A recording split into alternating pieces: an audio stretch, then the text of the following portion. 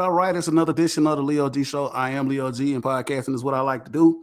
We are on for another edition. It's been a while. It's been a minute. I think we've picked up some people since the last time we've run this thing, man. So we just gonna we like to do. If you're tuning in right now, we're streaming live on YouTube, and we're also streaming live on Facebook.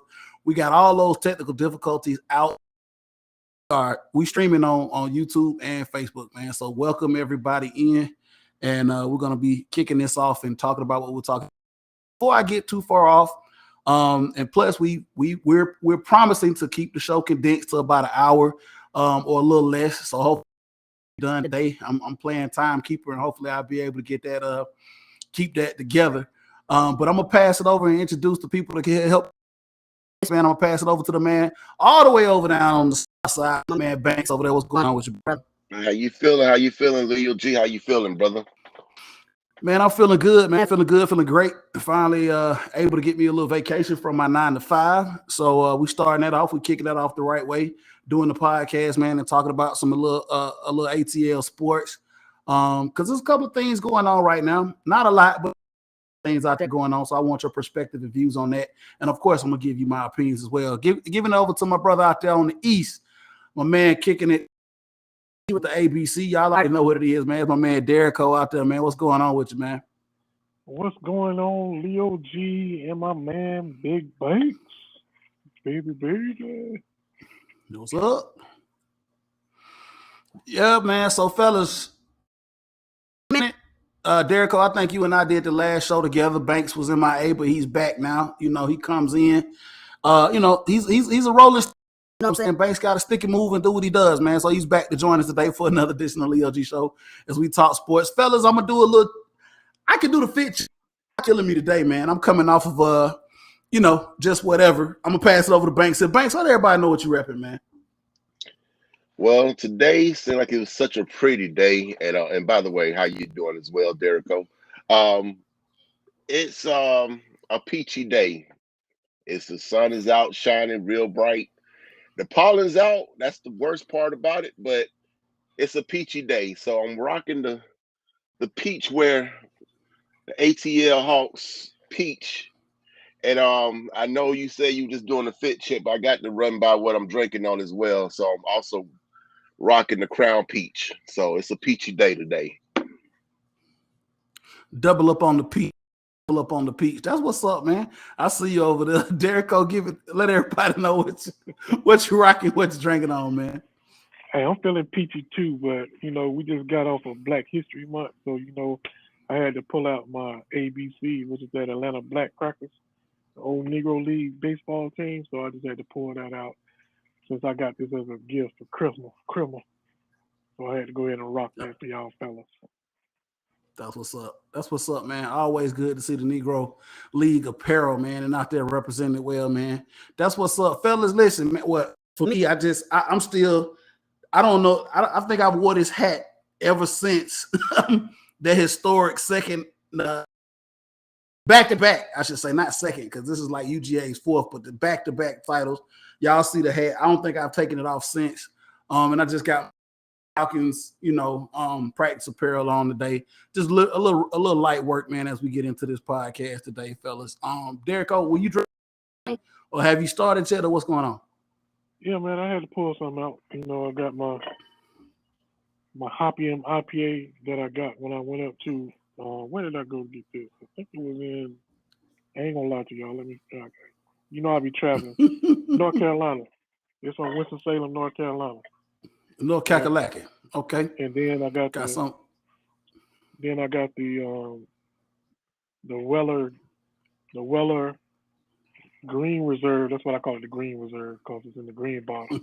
But I picked up something that I'm gonna go ahead and I got to go ahead and put out there.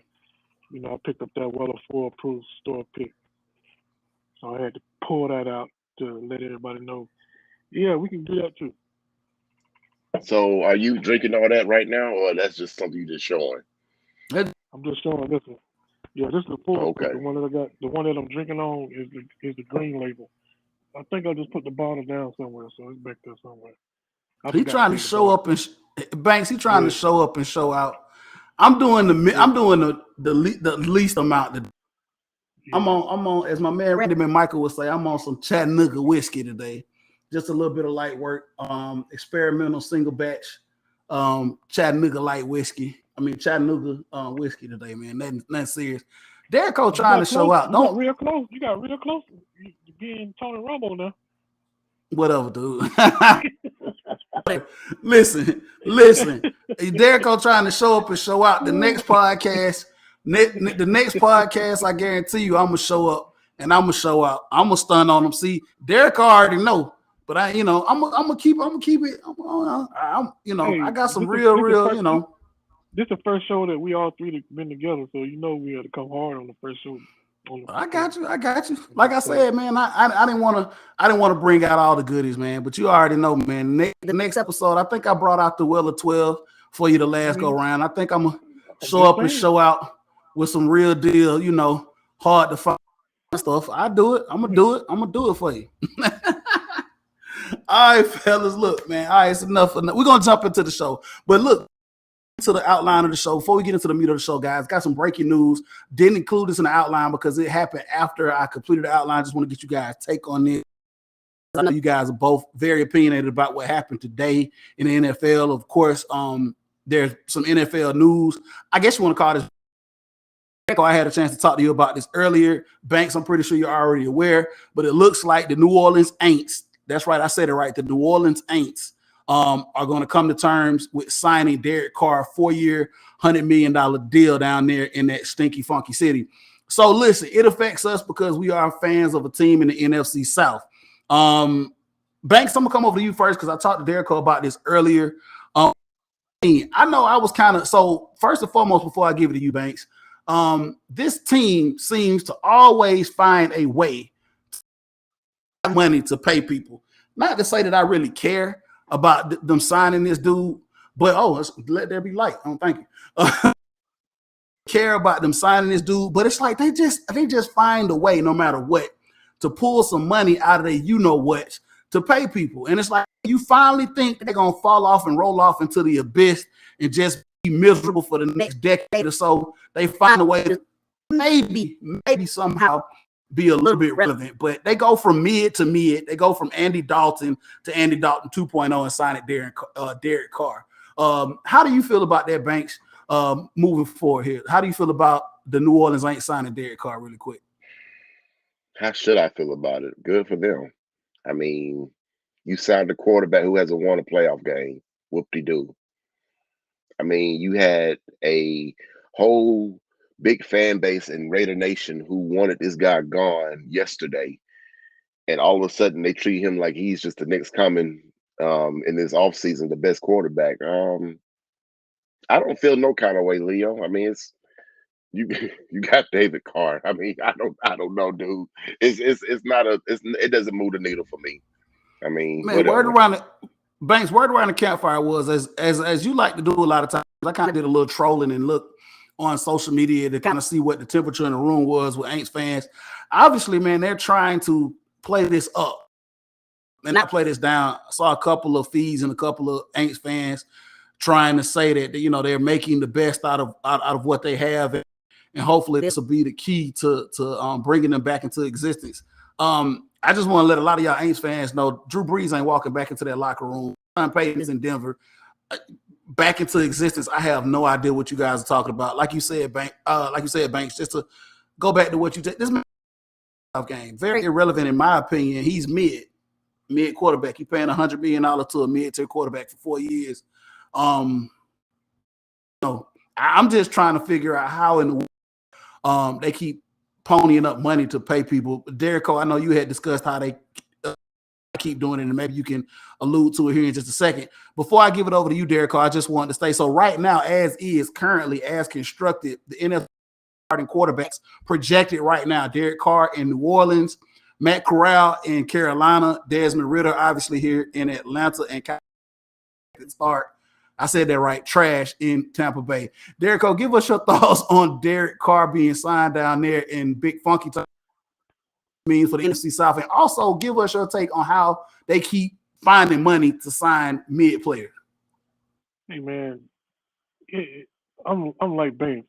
You know, when I saw it happening before it actually happened, when he did the little whole dance and pony show with the Raiders, because he had a no trade clause on his little contract. So we all knew at that point that there was going to be some shadiness going on, so they can kind of screw Raiders out of draft picks, which I get. You know what I'm saying? We talked about this earlier. They basically set that meeting up. Handshake, you coming to us after you get cut by them because you don't want your current team to have to give up draft picks to another team since you got the no trade clause and you know they're gonna cut you. That's one thing.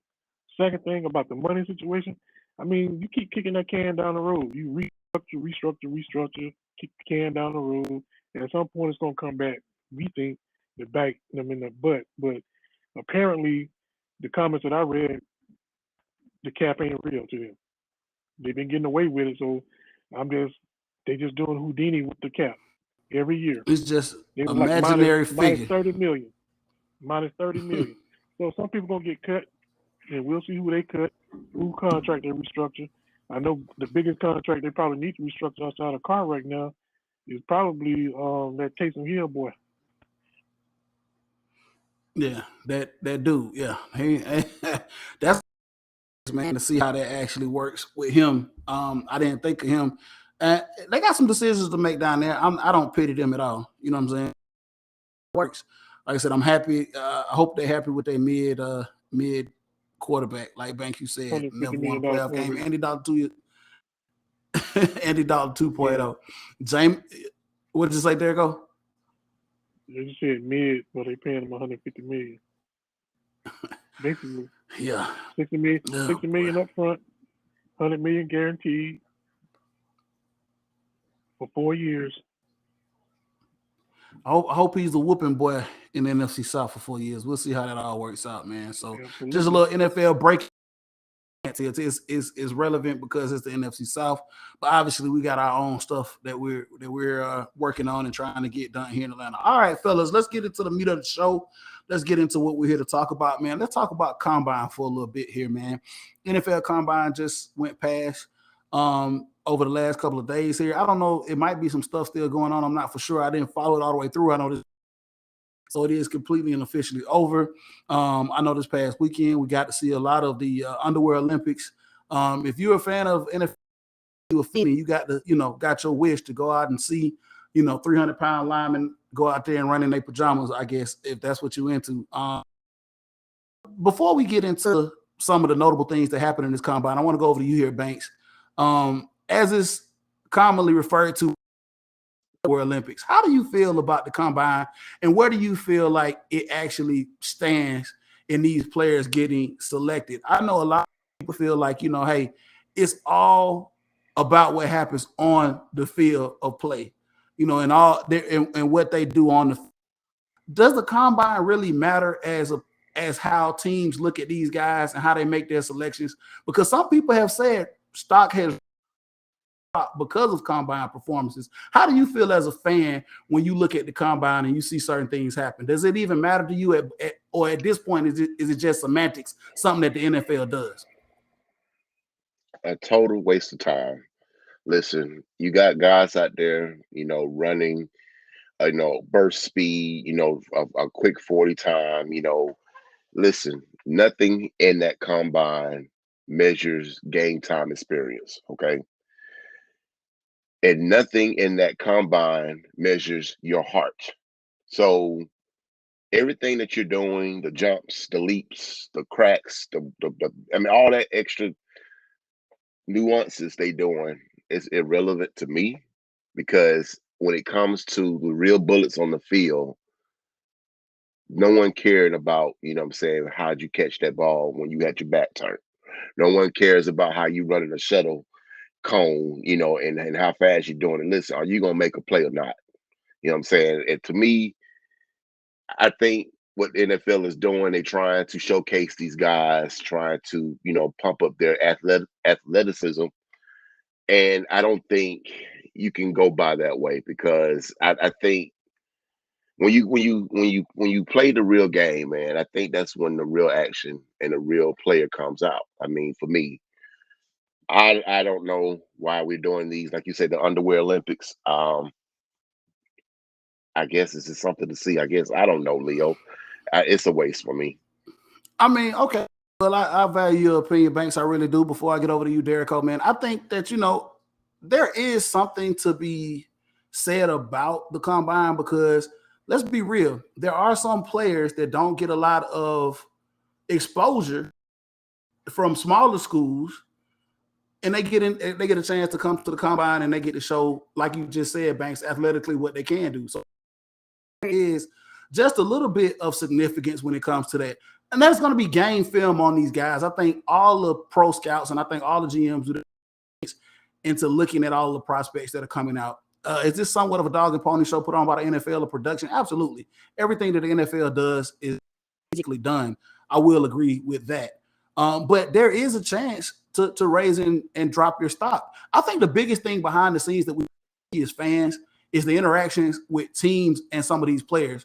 We do see on NFL Network the shuttle runs, the 40s, the jumps. But what we don't see is behind the scenes, these teams meeting with players one-on-one and grilling these guys to see where they are mentally up between the ears.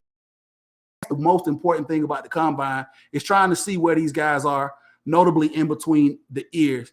Derrico, I'm going to give it over to you. How do you feel about the combine, and what's your stance on where does it take you as far as the draft is concerned, raising and dropping your stock?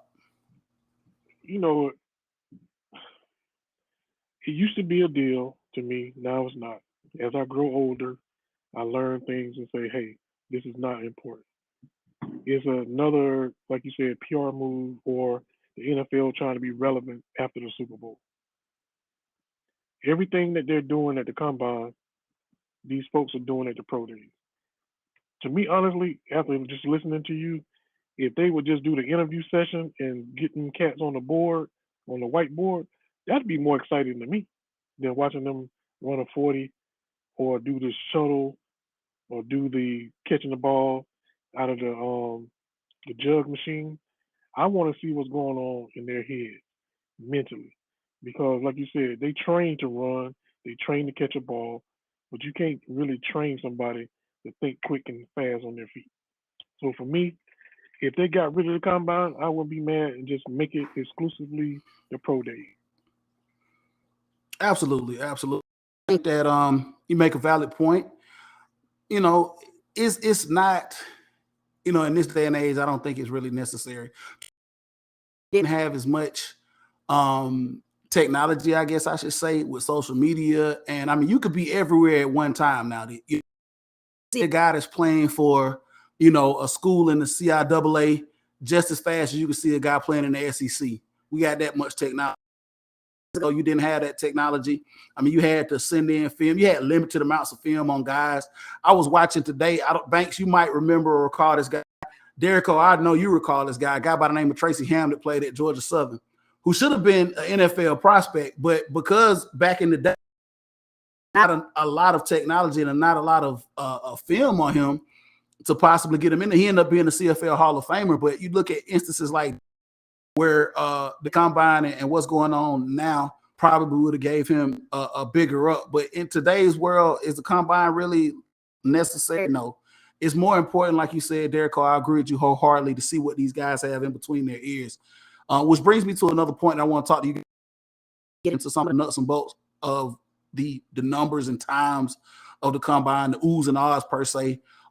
Somebody that's headed into the draft, we always talk about the local sports. We talk about UGA, but we had an event that happened with possibly, going into this draft and going into a couple of weeks ago, possibly being the number one pick in the NFL draft, and that's a guy by the name of Jalen Carter.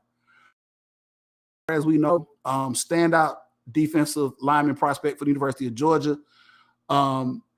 Right before the draft, I'm sorry, not the draft, but as the combine starts, we all know that Jalen Carter gets arrested in Athens. We know there was a tragic event that happened after the UGA celebration of winning the national championship, where we lost a young lady that worked for the team and that was an offensive lineman for the team. And Jalen Carter was arrested for reckless driving and racing in conjunction. Over to you here, Banks. Jalen Carter, give me your thoughts on, first and foremost, how do you feel about the charges and where this young man's mind is, number one, and number two, how do you feel this will affect his draft stock moving forward as he tries to jump into the NFL? Well, first and foremost, the charges is spot on. It needs to be for what it is. He should get no special privileges on what he's done. Let me also say this, Leo. He's a kid. He's a kid. I mean, think about how we were his age. You know what I'm saying? Driving a car, we was speeding too. I mean, you give a kid that kind of power.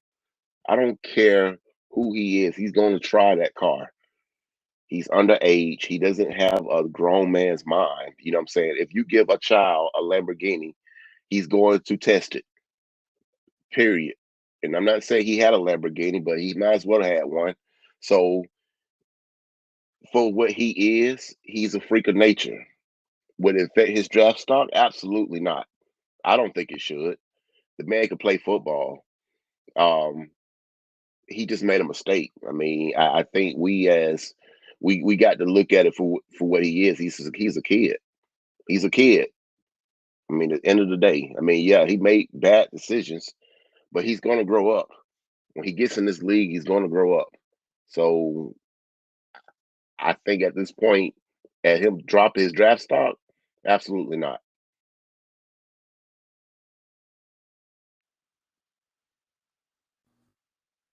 To you, same question. How do you feel about Jalen Carter? The charges that are brought up against him, being arrested for reckless driving, racing, and endangerment as it pertains to the deaths in Athens. Just give me your thoughts on that, and how do you feel about where that takes him in his draft status?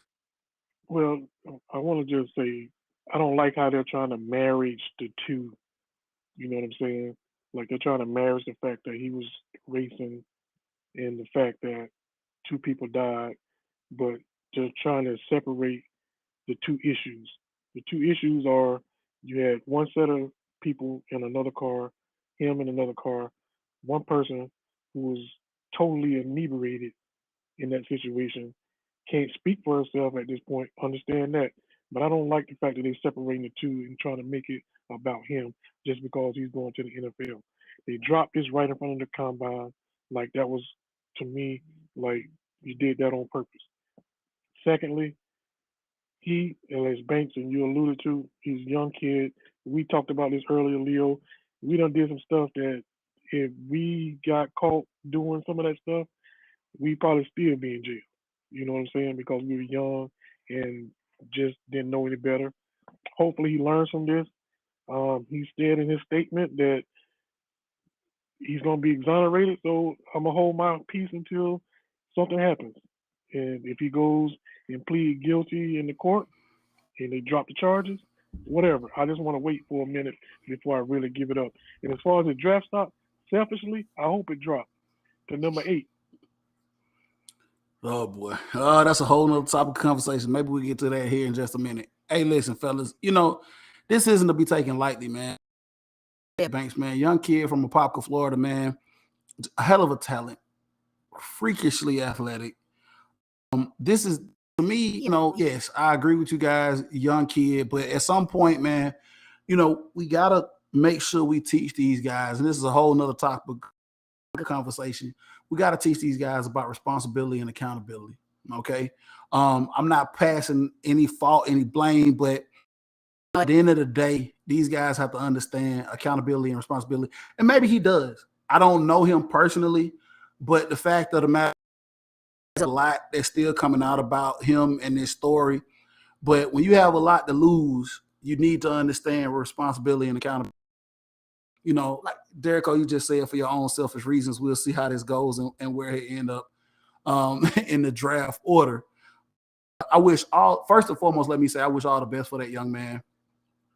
I hope he is able to overcome this. I want to see him to be a successful NFL player, and I hope he learns from whatever that he's going through at this point in his life, and he can move forward. I'm pretty sure that he's represented by who's a very, very respectable agent in the NFL, and I'm pretty sure that right now they're doing everything they can to make sure that he's on the right path.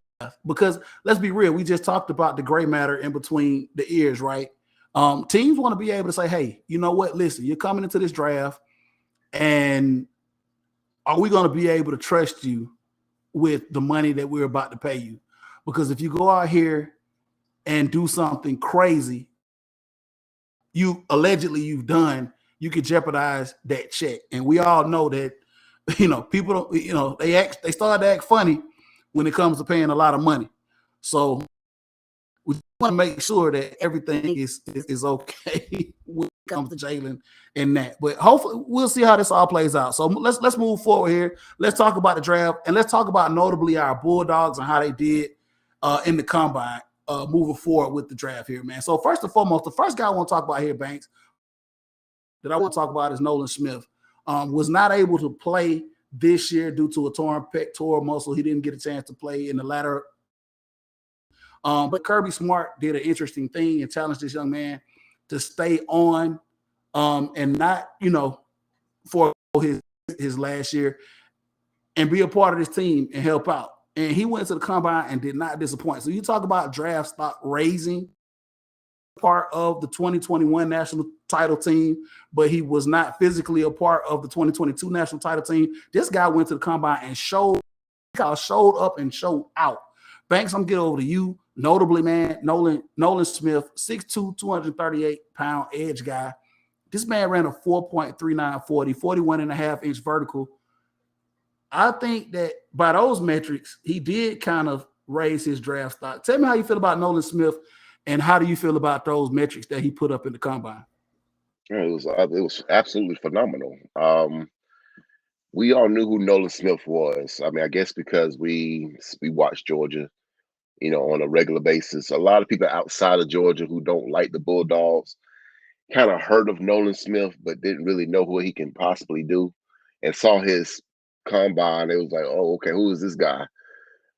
We already know what he could do. I mean, this was nothing new for me. I knew he was going to tear it up. I knew what kind of guy he was. He was almost, to say, into that defense in 2021 was almost another linchpin, besides Jalen Carter.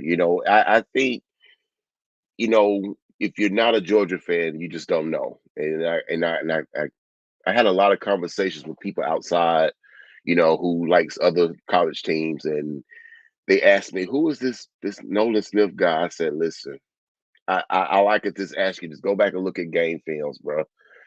This ain't nothing new for me. You know what I'm saying? So this is just status quo for me. I go forward. I know it. I see it. You know it. You see it. Derrick, you know it, and you see it. So I mean, it's nothing new for me. We already know what this man can do. The man is a freak. Bottom line."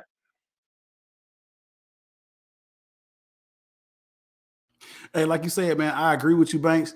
The guy is a freak. Georgia has been bringing in freakishly athletic guys here under Kirby Smart's watch. I mean, well, let's just be real about it, man. Georgia has always been able to recruit some very, very good guys here, and they've done well, and it translates well into the NFL, man. But, he just comes from a long line of guys that have been recruited to this program, back-to-back national. The thing that intrigues me about Nolan Smith is, like I said, man, Kirby Smart challenging him to come back and be a captain of this team. We saw him in the Chick-fil-A Peach Bowl. We saw him in the national title game on the sidelines being vocal, challenging and pushing them. I think he was very, very instrumental in them winning another title.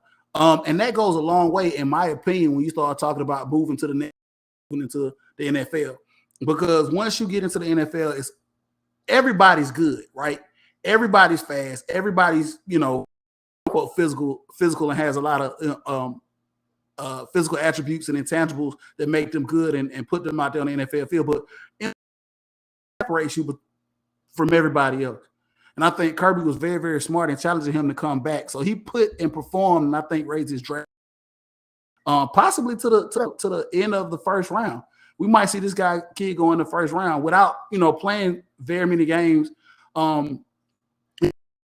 Victoria muscle. Hopefully, his medicals checked out. I know we had an issue last year with Nakobe Dean with his medicals, and his draft stock kind of dropped a little bit, but hopefully his performance in the combine actually raised him to he'll be able to be a first round pick. Derek, I'm gonna pass it over to you. Nolan Smith, were you impressed with his metrics at the NFL combine, and how high did he raise his draft stock, man? Yes, impressed by his metrics. You stole my thunder. I was more impressed by just who he is as a young man. The guy's just sharp. He's already ready for TV. Even if football don't work out, he's ready for TV. He's a born leader. I can see that. His leadership skills are evident when you hear him talk, and as you alluded to, how he participated as a hurt player on the sideline. Impressed with that aspect of him, as opposed to his 4.36. Even though everybody can't run 4.36, but I'm just saying that kind of stuff just moves me, especially when you go into the next level, and that's something that people gravitate to. Absolutely, man. Like I said, it kind of gives you some, I guess, Ray Lewis type vibes when it comes to just the demeanor and his personality. And not only can he talk it, he can actually walk it. Like you said, he put up the metrics, in the combine. And I think that any NFL team that is able to draft him will get a dog, will get an all around guy. I mean, when you look at him being an edge player, outside linebacker, let's be realistic. By today's standards, he's kind of small. So I already know he has a chip on his shoulder because of that. He's 6'2", 238 pounds. But, what I'm saying, just like you just said, Derek, with everything else that you add to that, it's going to make him a well-rounded player. And I think a lot of teams are going to look at him. And like I said, it's probably going to push him up to be a late first-round pick. So let's talk about some more Bulldogs as we talk about the combine here and what they were able to do. So I'm going to just talk to you guys and say, hey, yay, nay, or in between, you guys let me know. Did they draft stock rise because of the combine? Did it fall? Whatever the case may be. The next guy I want to talk about is, and I think, Banks, this is one of your favorite Bulldogs over the last couple of years, Kelee Ringo. Can't get enough of him, right? Kelee Ringo, cornerback for the Georgia Bulldogs, man. Big high school guy coming out of Arizona. Landed with the Bulldogs, man. It was a big part of why the Georgia Bulldogs are back-to-back champions. How can we not forget that pick to solidify the first national championship for the Georgia Bulldogs in 40 years? He goes to the combine, runs a 4.36. He's a very, very big cornerback. We were able to see him up there at the championship celebration. I was impressed not only with his size, but just his demeanor as well. He's a cool and collected guy, really grounded, really family-oriented guy, man. Like I said, ran a 4.36 in the combine. I'm pretty sure he put up some more metrics up there. How do you feel? Yay, nay, or kind of, in the middle of where Kelee Ringo is and his stock moving forward into the draft? I'm kind of in the middle. I don't think he advanced himself or declined himself. I think he's going to go right in the middle where he's supposed to be. All right, Derek, over to you, man. Kelee Ringo, Bulldog, man. How do you feel? His stock raised, drop. How do you feel? I ditto everything Banks just said, and that's easy. Copy that. All right. So let's move into another Bulldog that I want to talk about, man. In my opinion, for what it's worth, before I move over to you here, Banks, I feel like this guy was an underrated guy on this Bulldogs team. And Banks, when I started to talk about this guy, you probably already know who I'm talking about. I feel like this guy was overshadowed at his position because we were just so talented at this position. So this guy goes to the combine, and I think he really, really raised his stock. Georgia used to be running back you. Yeah, I say it really, really quickly. Go ahead and take a drink. Go ahead and take it before I forget my thought. So listen, I feel like this guy raised his stock because Georgia used to be known as running back you. We've had a lot of significant running backs come out and go into the NFL and have successful NFL careers. I mean, you could just name. I mean, they just roll off your tongue. You know, the Terrell Davises, the Garrison Hursts, the Todd Gurley's of the world, the No Sean Marinos. But now Georgia is in a situation where we have another problem where we are now I think tight end you. And another guy, I think, in my opinion, that kind of raised his stock is a guy by the name of Darnell Washington. First and foremost, who is just a large human being, to say the least, right? Out of Las Vegas, Nevada, played here at UGA. But it was kind of overshadowed by Brock Bowers. Brock Bowers, arguably the best, probably all-around player on this UGA team, who still has another year at UGA. But let's not get it twisted. Darnell Washington was kind of hurt. 6'7", 264 pounds, ran a 4.6 40 at the combine. Me personally, I think he raised his draft stock. Banks, how do you feel about Darnell Washington? Let me correct you before I go on. Brock Bowers is the best all-around player on this planet, not UGA, okay? Let's get that straight. Darnell Washington, for the sample size that we got, you know, for the role that he played, you know, it was an important role. I don't think he raised his stock that much. I still think he's a big body. He's a big target if you're going to use him that way. He's a good blocker, guys. I mean, he went out there and he told the coaches, look, run the ball behind me and I'm going to make a hole.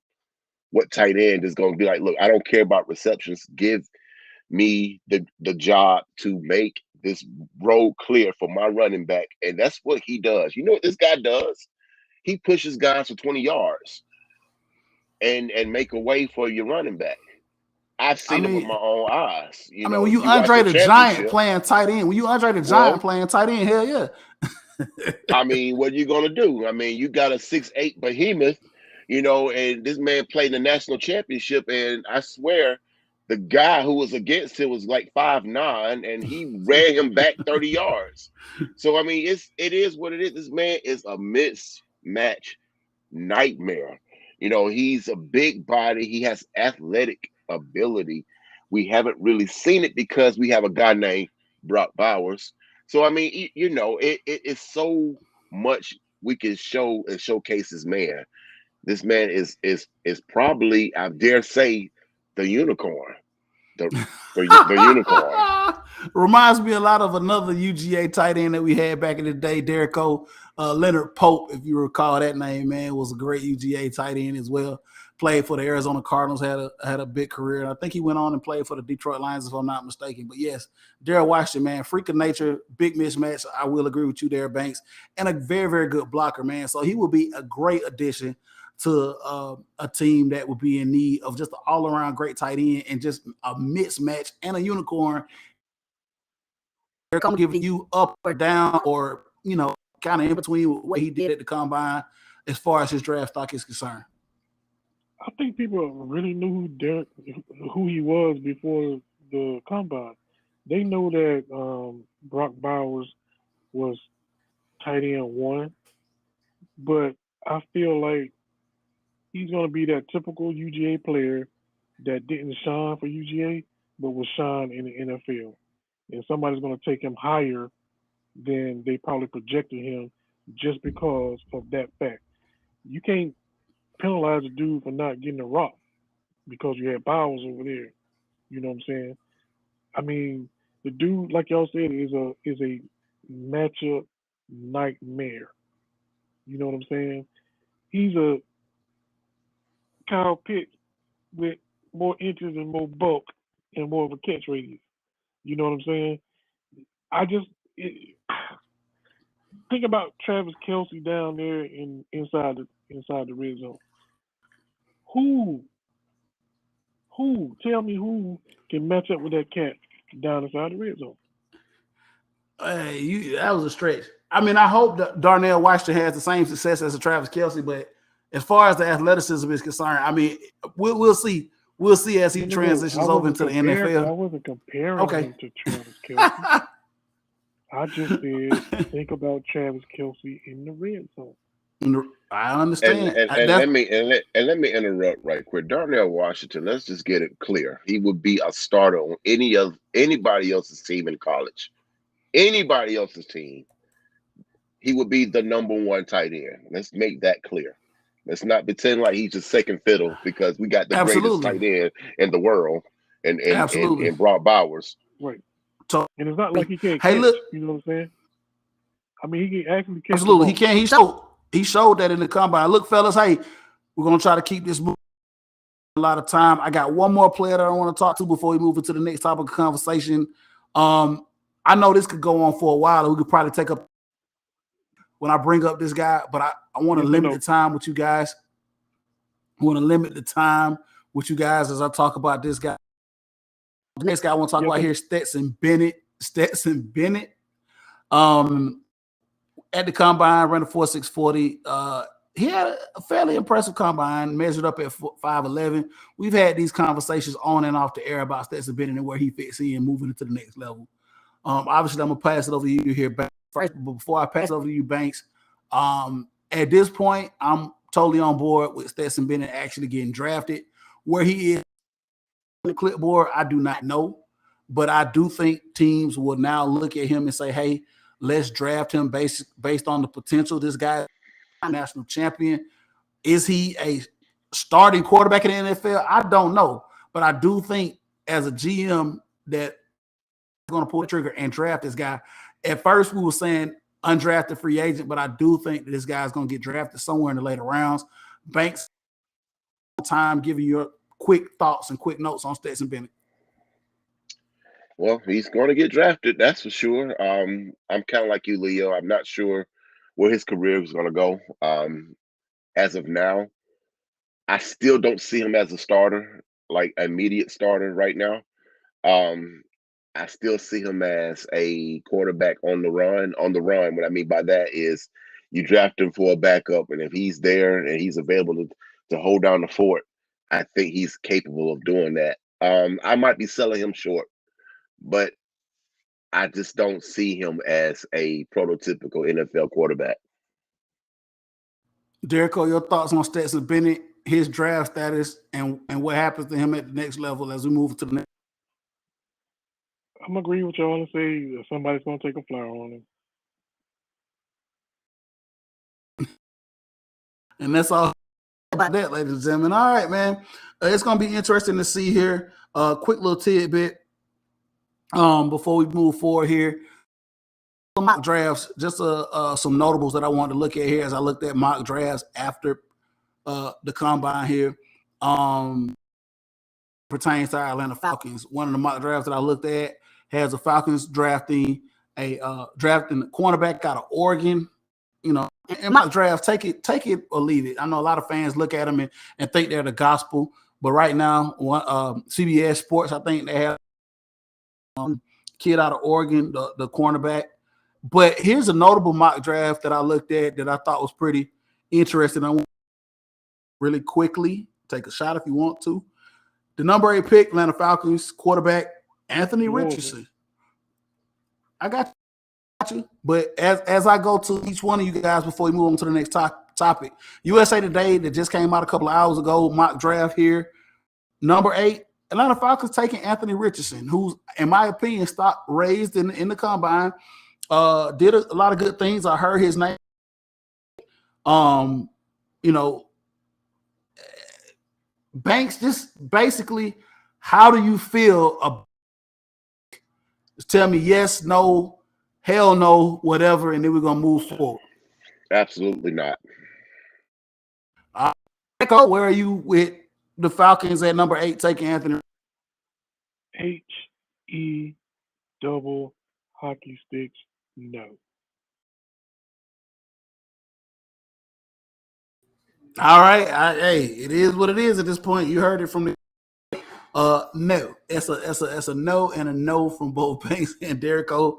I'm kind of on the fence. I don't know. It just depends on the situation and how there's a lot of things that questions that have to be answered if you're going to take that guy at number 8. But okay, here moving forward here, let's move to the next topic of conversation. We're going to move into the MLS. This should be really quickly. And here's the one that I owe you guys. You owe us again because you just said it twice. There it is. So let's talk a little MLS talk. MLS is back. All right. I know you guys were itching for the MLS to come back, Atlanta United specifically, man. So listen, we've had 2 games, a small sample size of this. I just want to hit a few topics on the MLS. First topic I want to talk about is the MLS is not exclusively on Apple TV. One of the first major professional organizations to move exclusively to a streaming service. Derek, I'm gonna go over to you here first. Where with seeing professional professional sports going to a streaming service, MLS now being the first to go exclusively to Apple TV. Is this the first of many to come? And how do you feel about the MLS and it's going exclusively to Apple TV? No. I mean, first of all, you putting a sport in a box for only one body of people. You got Android users, you got other folks, Google. So you're saying, hey, you want to exclude them and just put them on Apple TV? Go ahead, do that. But the NFL won't do that. The NBA won't TV is for everybody. Apple TV is for everybody. I'm just knocking it right now. Hey, roll with it, dog. Roll with it. You know how I feel about that. Roll with it. But no, the only reason why they're doing that exclusively is because they couldn't get no TV contract. Let's be real. All right. Banks, passing up for you. Let's not exclusively on Apple TV. How do you feel about this, and where do you see this moving forward when we talk about professional sports as a whole? I absolutely hate it. Like Derico said, they didn't have a TV contract, so they went by and did some shady stuff, and let's just put it on Apple TV, and let's see if it'll fly. No, it's not going to fly because everybody don't have Apple TV. So you know what? It's going to fall on its face, and you're going to see that the viewership is not as big as they thought. And oh well, I guess they're going to find a TV contract come next season. Both of you guys brought up 2 valid points. 2 valid points. There is a big following. One of the things that all of the MLS is doing, the season ticket holders, the MLS franchises are getting the Apple TV pass for free. So that's one thing they are doing to their for their season ticket holders. The second thing so they're not getting additional revenue from the only people that was probably going to watch. I'm just saying, you just really squash your revenue stream, and you pushing away potential new fans. I'm not going to. So the conversation. I'm gonna bring my man Reggie McKee on. Hopefully Reggie's checking us out. I'm gonna pass this over to him. I'm gonna get him to come on and talk about this. This is a real fickle situation and a really fickle topic when you start talking about soccer in this country and the fans of soccer in this country. And I don't want to go too far off into the weeds about it, but let's just say this is something that I think that they've done their research on, and we are where we are with soccer in this country. And I'll leave it at that. What I will say is that Apple got it right, and I think this is probably all on Apple. 2 things. I know Banks, you was able to watch was for free. They gave everybody the first week for free, so you were able to watch the first game. So 2 things that Apple got right. First thing is no black. I don't know if that was negotiated between them and the MLS, but the biggest thing is when you look at other professionals, especially like the MLB and the NBA League Pass, you got blackouts in local markets. Apple TV said no blackouts in local markets. Big carry all the games. So that was the biggest thing for everybody is, you know, you can get to see your home team, whoever you want to see in that market. The second thing is something that they did pretty cool. And Derek, I'm going to ask you, how do you feel about this before we move forward? They to listen to either the TV broadcast or the local radio broadcast, which for you other professional sports. How many times have I sat at the house and was watching the Falcons or watching the Braves and said, man, God, I do not want to hear the Fox commentators. I want to hear my local radio broadcast lined up with what I'm watching on the field. I think I got that right. I watched the game the other night against Toronto FC, was able to listen to Mike Conti and Jason Longshore, and it was beautiful. I watched the radio broadcast lined up with the TV broadcast, man. How cool was that? How do you feel about those two things? No local and also the local radio lineup. Now that I will 100,000% agree with you on is having that option, and I would choose that option every time my team is playing on national TV. Is choosing to listen to my local folks. They'll still have the national broadcast, but as far as local teams, I want to hear my local broadcast because at least I'll understand that I'm getting it from my perspective. Banks, passing over to you.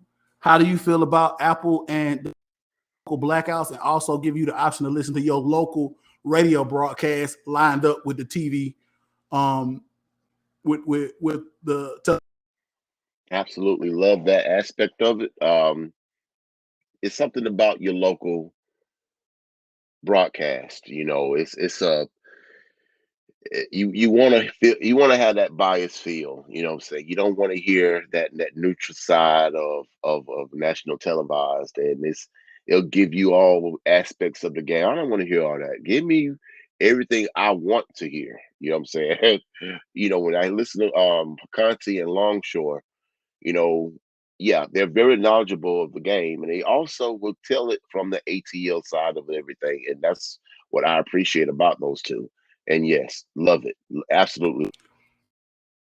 not very knowledgeable about soccer, man. Conti and Longshore have a way of just breaking it.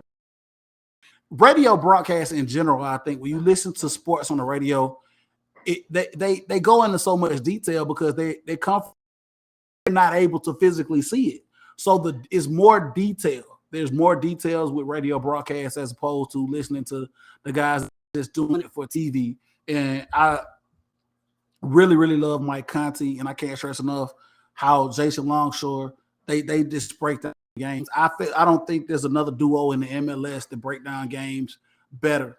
And I've heard a couple of them. I watched, like I was telling you, Derek, Portland and LAFC the other day, and I listened to their radio broadcast as I watched that game for the ring ceremony game for LAFC.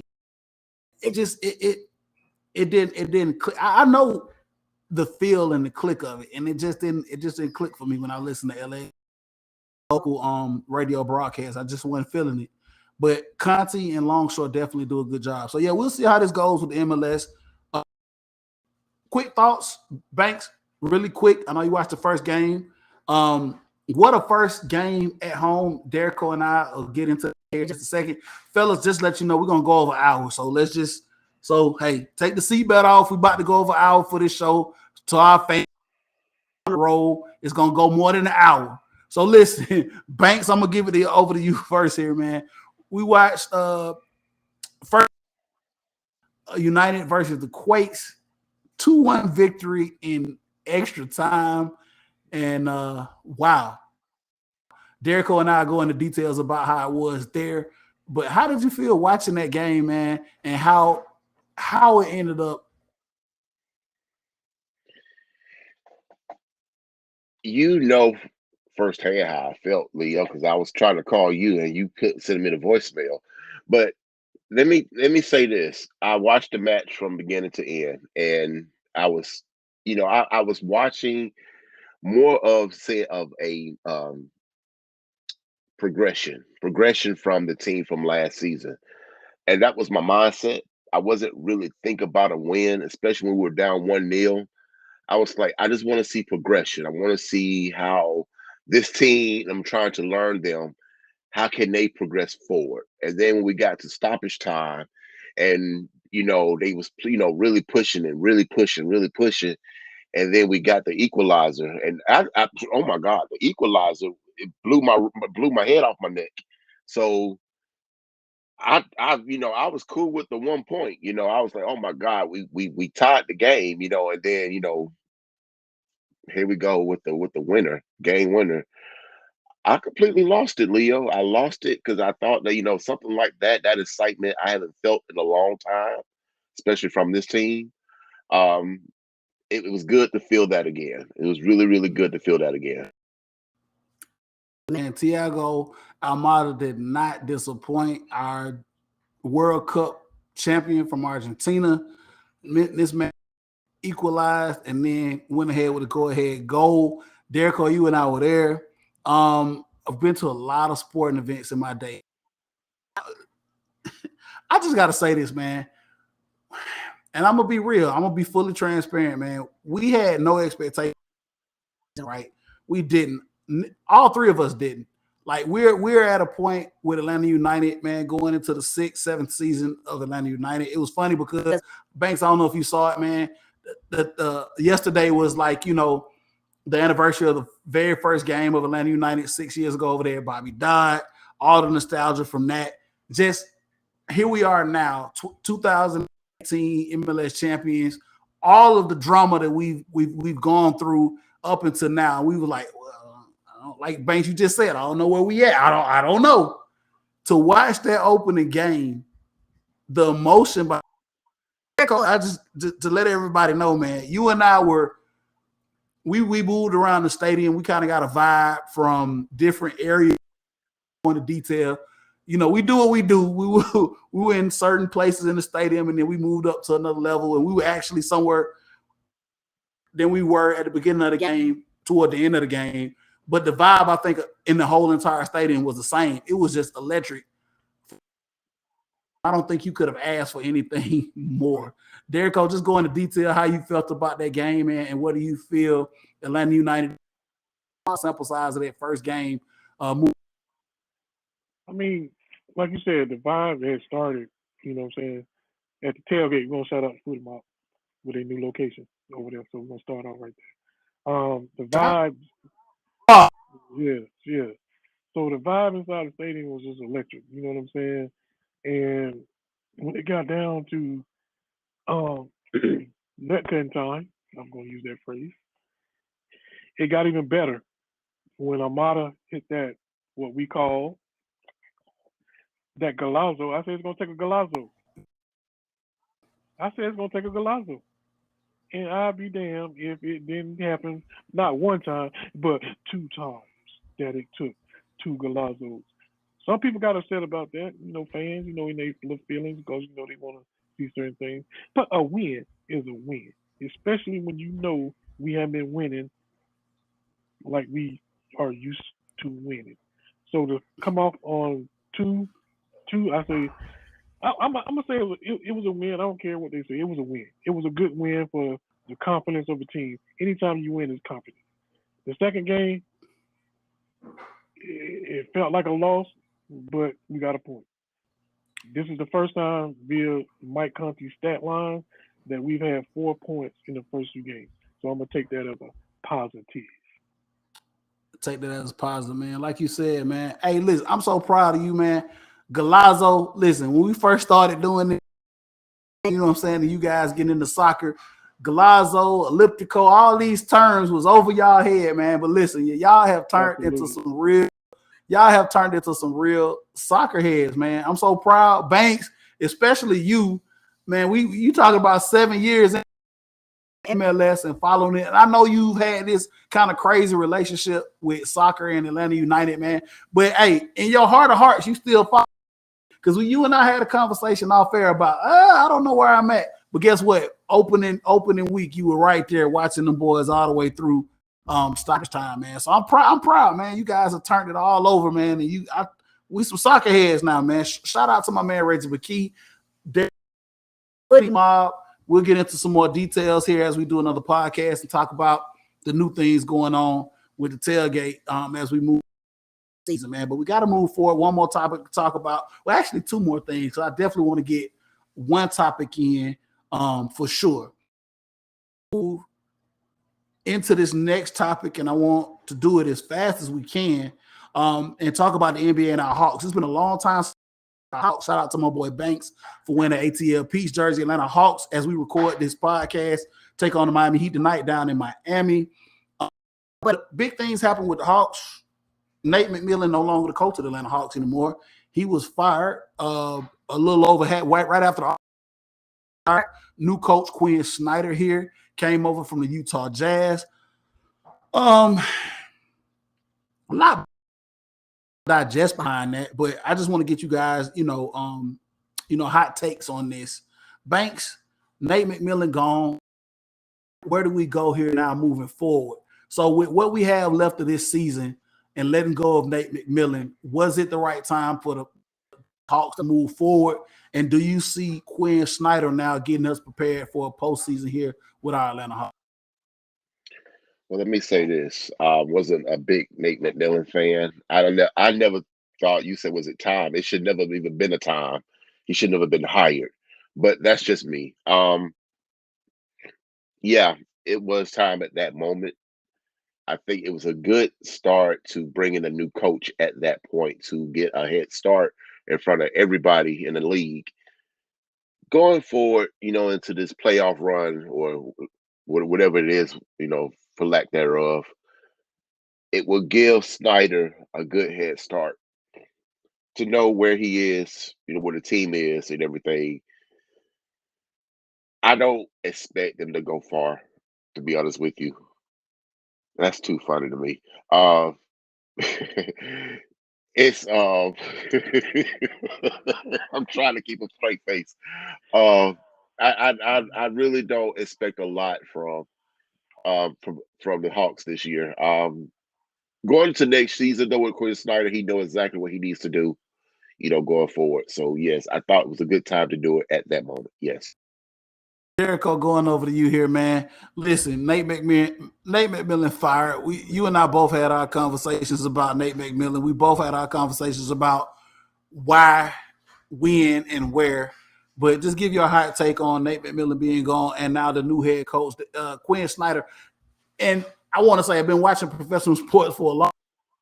I've seen a firing and a hiring this fast ever in the history of professional sports. This went by really fast. Give me your takes on what's going on with the Hawks, Nate McMillan firing, Quinn Snyder, new head coach, and where we are going into the postseason as we are less than 18 games left in it. As soon as Nate McMillan spoke out and said that he was considering retiring at the end of the season or was going to retire at the end of the season, he should have been gone that day. Secondly, yes, it was time. Thirdly, I was shocked that they hired Quinn Snyder and told him he could coach the rest of the season. I was absolutely shocked about that. Not gonna lie. I think they could have hired him and let what's his name, Purdy, I think. Joe Purdy, something like that. Purdy, yeah. Yeah, coach the team the rest of the season because you're talking about 20-some games. And I understand what you're saying, Banks, that, give Quinn Snyder a jump on next year. But at the same time, it's like, it's like a different mood. It was like a different mood the first game he coached from the games that he was, watching them play when they had already hired him. I can go ahead and tell you that. They probably had already hired him in their mind, so he knew that he was going to be coaching the team when Joe Purdy coached them 4 games. Hold on, Banks. I'm going to get to you here in just a second. Absolutely, man. I think that this was all strategically done with Tony Ressler, man, and this team. They gave Nate just enough rope for him to, do what he did. Obviously. And Nate was a holdover from the Lloyd period. Just so happened to have head coaching experience coming from, Indiana and what he did with the Pacers. Former player. Right place in the right time, in my opinion, fellas. Right place, right time. But is he the guy? He's an old school guy. Is he the guy to take this next step or next phase? And like you talked about, we've talked about off air before, Hawks called lightning in the box at the Eastern Conference Finals. But now we need to collectively take what we have and put this all together and move forward to make us a contender for real in the Eastern Conference Finals. And Nate McMillan just wasn't there, like you said. Didn't know if he wanted to retire. Didn't know if he could adapt school player of what we have now. So, let's see what Quinn Snyder can do, man. I mean, I'm all for it. Last thing as we move into closing the show out, Banks, Trae Young. Where do we feel about Trae?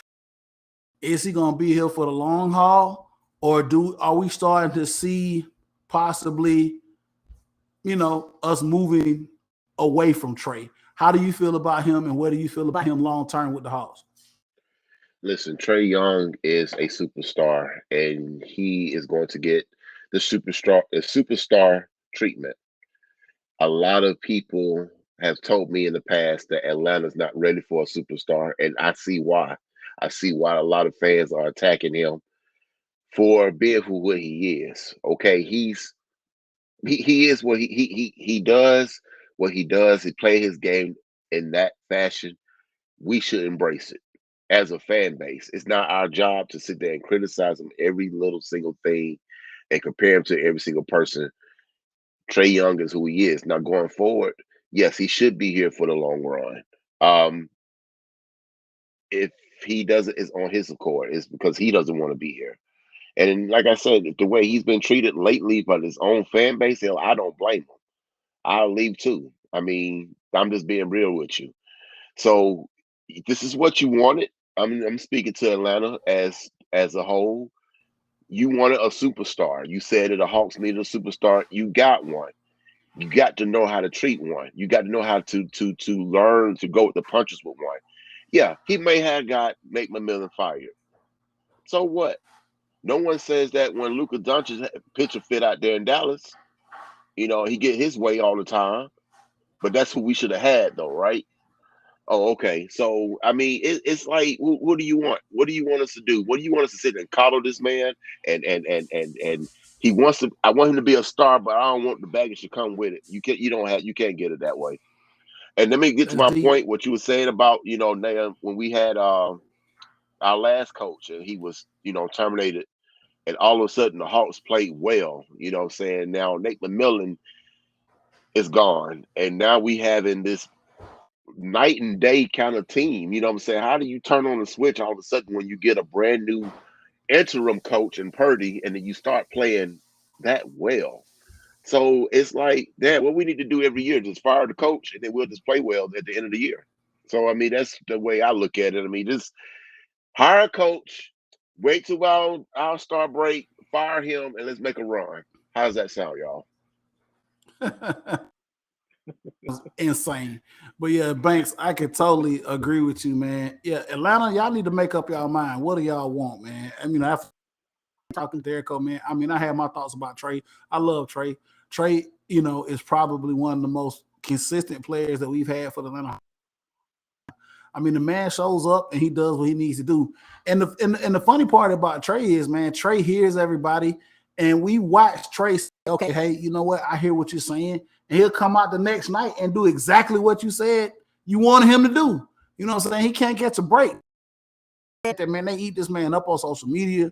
In Atlanta, it's almost in this city, we don't know what we want. We're not accustomed to having certain things. And it's funny because it's like, you gonna mess around and miss out. You know what I'm saying? He man gonna go somewhere he's more appreciated. Right. Derrick, your thoughts on Trae, where he is, and how he fits in long term here in this city?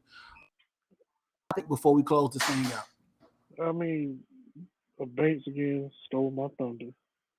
It's like Atlanta fans don't want to appreciate good stuff.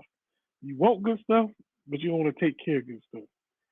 If I had the opportunity to go somewhere else where somebody appreciated me, I would go there. That's like on any job. If they feel like they're not appreciated, guess what they're gonna do? Find somewhere else to go. What the Atlanta fans, some of the Atlanta fans, let me say some of them, will absolutely do is continue to run people out of town, and that's what's going to happen eventually if they keep up this Trae Young, Luka Doncic stuff, because it boils down to that. If you listen to whoever's talking, I can guarantee behind the timeline, you go back and look when Trae got traded to back to the Hawks. Those are the same folks that preferred to have Luka Doncic in Atlanta. I can almost pretty much tell you that. And that's where it's stemming from. It ain't got nothing to do with this play. This man is 27 and 10 every night, almost. But you bitching about Absolutely. this or that. Tell me a 27 and 10 consistently that you gonna want to have on your team. He's in the likes of when you put him in the same sentence as my man.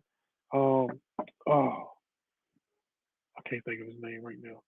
But when he's like the only person in that category that's existing in the NFL, I don't want to hear it. Don't want to hear it. Absolutely. All right, fellas, as we close this thing out, man. Listen, the last thing I wanted to talk about, Banks, you brought it up, man, in the chat. That's one of the show notes that I wanted to bring before we close it out. Guess what? The NHL, that's right, the National Hockey League is looking to expand. We've always talked about this. The long-running joke in this city is that we would never, ever, ever, ever, ever, ever have a hockey team in this town again. But as the NHL is looking to expand with success off the backs of Las Vegas and Seattle, there are two cities. That's right, I said it. Two front-running cities to become new holders of NHL teams. And today it was announced that Houston and Atlanta are the two front-running teams to see NHL expansion franchise. Not move, like I said, the Thrashers will move like a thief in the night up to Winnipeg, but standing. So Houston and Atlanta. Banks, I'm gonna bring it over to you here, man, with just our ties to this city and talk about the Flames. That was a little bit before our time, and then we talk about the Thrashers. Banks, Atlanta, NHL. We might see an NHL team before in our lifetime again for the third time as we close this thing out. Please, sports God, make this happen. And there's so many reasons why. Let me explain. This will put Atlanta as the 5th major sports team in the city. Not too many cities can say that. The thing is, I was going to say is that, yes, we want the Thrashers back. Now, I'm going to go back and say this. I want the name the Flames back. That's what I really want. I want the Atlanta Flames. And you may not agree with me, but I just hear me out. It's the original name, the red and gold. It fits perfectly in this city. And I think I won't be mad about Thrashers, but if it's the Flames, we can talk to Calgary. Give us our name back. We want our name back. Atlanta Flames. Let's go. Forward, NHL hockey back in Atlanta. How do you feel about it? I will buy a season ticket.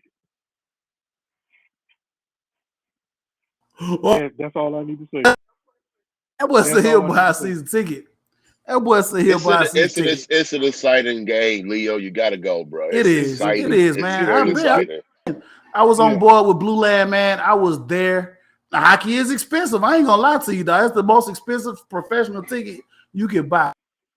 Yes, I was there in Blue Land, man, and I enjoyed watching my Thrashers down there. I would be professional franchise hockey person. I hated the Atlanta Spirit. Hated the Atlanta Spirit. I still hate. Well, they're afterthought now.